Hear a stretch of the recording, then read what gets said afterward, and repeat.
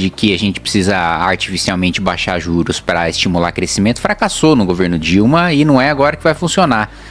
Eu vejo o governo Lula atacando o Roberto Campos Neto, né, por causa da taxa de juros, como se fosse um número que ele tirasse do Roberto da cabeça dele, né, e não o resultado da situação fiscal do país, né? O governo, ele quer... o Haddad finge que está comprometido com austeridade fiscal, aumentando a arrecadação, né, cada vez mais buscando frentes para tributar, para arrecadar mais, mas o governo nunca fala em corte de gasto, né? Aliás, quando, por exemplo, uma Simone Tebet da vida vai falar sobre desvinculação das receitas da União, tem um escândalo, né, dentro do governo falando que isso é um absurdo, que não pode ser feito, como se fosse razoável a gente ter mais de 90% do orçamento sendo despesa obrigatória e a gente não podendo revisar se o gasto está funcionando, se ele não está funcionando, se ele é bem feito, se ele é mal feito, fazer o spending review, né, que é o que se faz no mundo desenvolvido, né, saber o Congresso e o governo analisarem se as despesas estão sendo bem aplicadas, se está num volume aceitável ou não, né, e é uma avaliação que a gente não faz aqui, né? O presidente da República manda se a gente tem despesas discricionárias não obrigatórias, mas que na prática boa parte são obrigatórias, como conta de luz, né? Entra de ministérios, de repartições públicas, entra no orçamento discricionário, mas na prática é obrigatório. Então, a gente está falando na prática de o presidente da República mandar em 8% do orçamento na prática, né?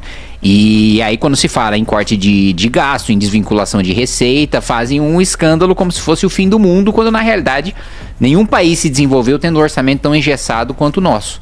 Então tem muito ataque contra o Roberto Campos Neto, mas a taxa de juros é o reflexo do preço do dinheiro, né? O reflexo da situação fiscal do país,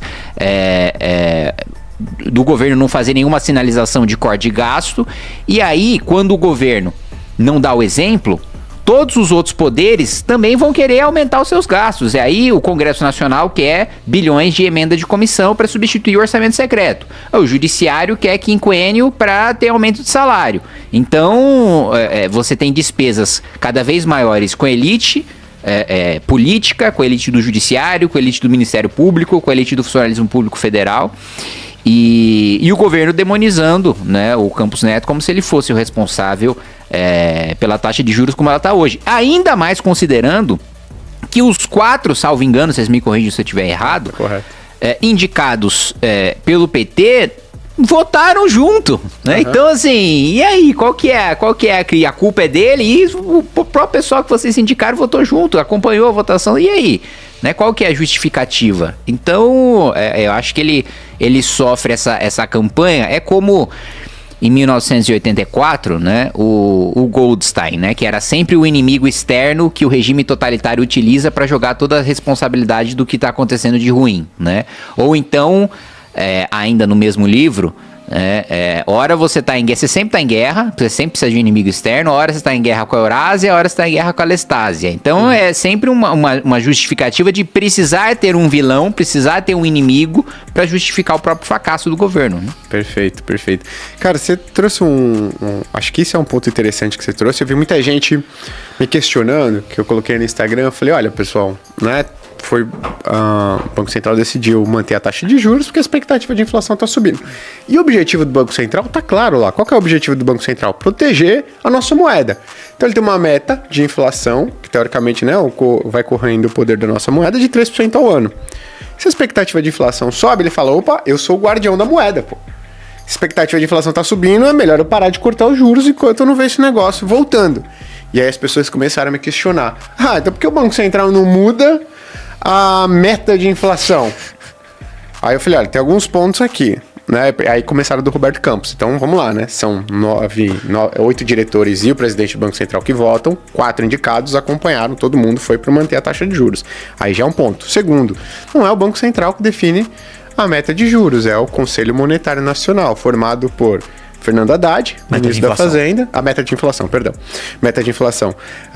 Fernando Haddad, ministro do Planejamento, Simone Tebet, e o presidente do Banco Central, Roberto Campos. Então, de 3 votos, teoricamente, ali o governo hoje, né, as pessoas indicadas pelo governo teriam 2. E na última reunião do CMN, decidiram por manter a meta de inflação em 3%. Então, se você acha que a meta de inflação está baixa, Você deveria estar falando, pô, não brigando com o Roberto Campos. Você deveria estar falando, ô Haddad, ô Simone Tebet, vocês estão falando aí que o Banco Central deveria cortar a taxa de juros, mas quem manteve a meta de inflação em 3 foram vocês, pô.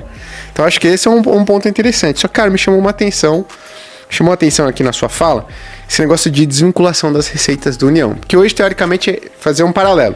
É como se o Brasil, uma pessoa que falasse o seguinte, eu preciso dar um jeito nas minhas contas aqui. Preciso ajustar as minhas contas.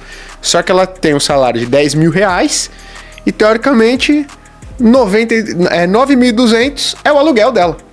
Se ela deixar de pagar, ela não tem onde morar, porque é uma despesa obrigatória. É isso que acontece hoje. Isso, exatamente isso. Então, qual que seria o cara? E você não pode trocar de casa. Você não pode continuar naquela casa pagando esse aluguel. Você se comprou, é um contrato de 20 anos, né? Exato. Agora, um ponto, né, interessante. Quando a gente fala em desvinculação das receitas, né, ou seja, tirar essa obrigatoriedade, eu acho que o grande ponto que traz polêmica e talvez para a população fique difícil é que a maior parte dessas despesas obrigatórias estão em setores que a população fala o seguinte, não, pô, você vai cortar gasto da educação, cara? Você quer revisar gasto da educação? Você quer revisar gasto da saúde? Onde que estão essas despesas aí que são vinculadas?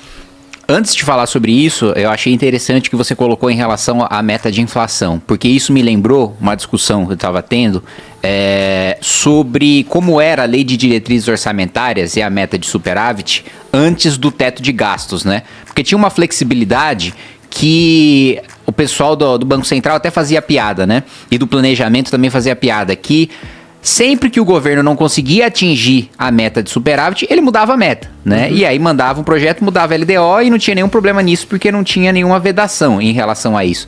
Então, na prática, o que eles faziam? Em vez do governo administrar o orçamento para perseguir a meta, eles faziam a meta perseguir o orçamento. Né? Então, isso é uma bizarrice, né? Que acabou com o teto de gastos e a gente conseguiu preservar. Não foi enviado no texto inicial do arcabouço, mas a gente na Câmara incluiu a mesma vedação em relação a ficar alterando meta toda hora que tinha no teto de gastos. A gente conseguiu colocar a contragosto do Haddad no arcabouço fiscal. Eu acho que entra na mesma lógica disso, não, mas, pô, o problema tá na meta de inflação, então vamos mudar a meta. Mas peraí, a meta existe por uma razão, né? E você estabeleceu aquela meta por uma razão.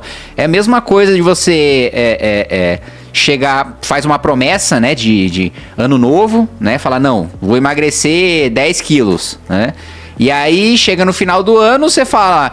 Não, eu cumpri minha meta, né? Eu só mudei a meta pra engordar 10 quilos. Então, tipo assim, é um negócio que é assustador que tenha pessoas com esse tipo de raciocínio e acho que isso seja razoável. Sim. Agora, falando sobre o que você colocou, primeiro 2 pontos, né? Os 2 maiores gastos que nós temos quando a gente tira dívida e serviço de dívida é previdência e folha de pagamento. Né? Então, 2 problemas estruturais que a gente tem, inclusive o último relatório das contas do governo, o Tribunal de Contas da União, mostrou que tudo que a gente economizou na reforma previdenciária, o governo já queimou. Né? E que agora os gastos previdenciários que vinham diminuindo desde a reforma já estão voltando a aumentar. Né? Então, a gente já está precisando de outra reforma da Previdência. Primeiro, por uma falha, um erro, e para mim esse foi um dos principais erros do Paulo Guedes na legislatura passada, foi abrir mão da gente fazer uma reforma estrutural, mesmo na Previdência, e fazer uma transição para o modelo de capitalização, né? Abriu mão para a gente só fazer uma reforma conjuntural e mudar os critérios, mas mantendo o sistema, né? Que não é sustentável no longo prazo. E aí isso somado, né, ao fato de que o governo Lula só se preocupou em aumentar gasto, né? Aumentar a arrecadação e aumentar gasto, fez com que a gente perdesse completamente essa economia. Então, a gente continua tendo problema estrutural de previdência, não é um esquema de pirâmide e no futuro, assim, a minha geração eu tenho certeza absoluta que não vai poder contar com o sistema de previdência. Eu tenho a menor dúvida de que não vai ter dinheiro para financiar. No máximo, alguma renda mínima e com muita sorte vinculada ao salário mínimo. Se não vinculada e menor. Né? Então, não contem, né? Se você tá aí com seus 20, 30 anos de idade, não conte com o sistema previdenciário. Diria até 40, já não... Eu com meus 40 já não conto. Exatamente. já não conte com a Previdência. E o outro ponto, né, é a folha de pagamento, que é um outro absurdo que a gente tem, que é, muitas vezes, vamos ignorar, né, vamos partir da premissa de que todo funcionário público é bom e trabalha bem. Vamos partir dessa premissa, desse mundo imaginário que só existe gente boa e eficiente no serviço público. Ainda assim, você ter a estabilidade para todos os setores do funcionalismo público faz com que ao longo do tempo você... Vamos pegar funções essenciais aí de saúde e educação. A nossa população está envelhecendo. Precisa cada vez mais de saúde e cada vez menos de educação, porque tem menos crianças, você está precisando menos de educação básica e está precisando mais de investimento na saúde. Com o sistema atual, a gente continua sendo obrigado a financiar funcionários públicos que não têm mais função, que não têm mais demanda para o serviço deles, né? Porque tá mudando o perfil da população. E isso eu tô pegando o setor essencial, mas a gente pode pegar vários outros setores não essenciais que as funções às vezes deixaram de existir, como por exemplo, manobrista, ou operador de fotocopiadora no nível dos ministérios, e que é uma função que basicamente não existe mais, que a gente é obrigado a financiar aquele cara até o final da vida dele, e mesmo depois quando ele se aposentar, da final da vida laboral, mesmo depois quando ele se aposentar, porque você não pode mandar o cara embora, ainda que a função dele não faça mais sentido. Opa, tem gente ainda.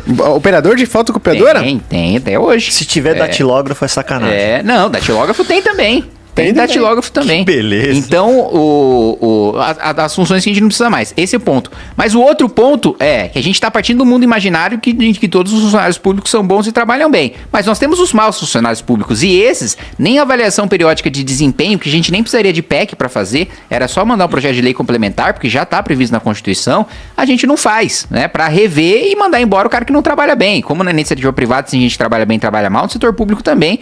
E a gente não pode fazer essa reavaliação.